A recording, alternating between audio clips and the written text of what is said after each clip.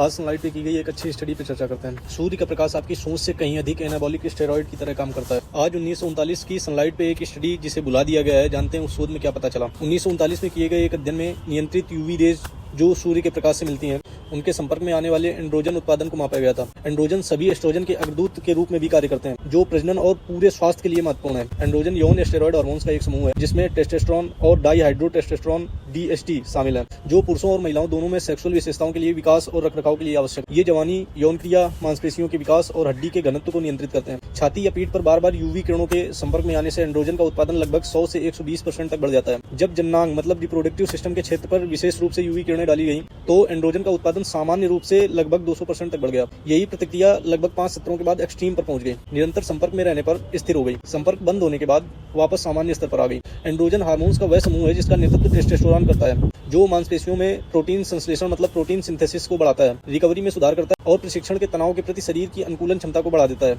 यह प्रभाव विशेष स्थान पर देखा गया था, मतलब जहां सूर्य का प्रकाश पड़ रहा है वहीं पर। जननांग मतलब रिप्रोडक्टिव सिस्टम के क्षेत्र में पराबैंगनी किरणों के संपर्क में आने से लेडिंग कोशिकाओं जो टेस्टोस्टेरोन का उत्पादन करते हैं, जो पुरुष प्रजनन पथ के विकास और स्पर्म प्रोडक्शन के लिए आवश्यक है, उनकी गतिविधि और स्टेरॉइडोजेनेसिस मतलब कोलेस्ट्रॉल को टेस्टोस्टेरोन में परिवर्तित करने वाली प्रक्रिया पर प्रभाव पड़ने की संभावना बढ़ जाती है। वास्तविक दुनिया में सूर्य की रोशनी एंड्रोजन के स्तर को काफी हद तक बढ़ा सकती है, लेकिन इसका प्रभाव अस्थायी, सीमित और नियंत्रित सूर्य के प्रकाश के संपर्क में रहने पर ही निर्भर करता है। यह ट्रेनिंग या न्यूट्रिशन मतलब प्रशिक्षण या पोषण का विकल्प नहीं है। हालांकि यह एक पुराना अध्ययन था, लेकिन इसने साबित कर दिया कि सूर्य का प्रकाश एक वास्तविक एनाबॉलिक संकेत है, जो मांसपेशियों की वृद्धि के लिए आवश्यक है। हार्मोनल वातावरण को तेजी से मजबूत कर सकता है, जिससे यह अधिकांश वेट लिफ्टर की अपेक्षा कहीं अधिक शक्तिशाली साबित होता है। तो अपने स्पर्म प्रोडक्शन, जवानी, मसल के विकास, हड्डियों की मजबूती और सेक्सुअल डिजायर्स को फुलफिल करने के लिए प्रतिदिन सनलाइट जरूर लें। सनलाइट शरीर में और क्या क्या करती है, ये जानने के लिए कमेंट करो sunlight. Be your own coach, stay healthy. Thank you.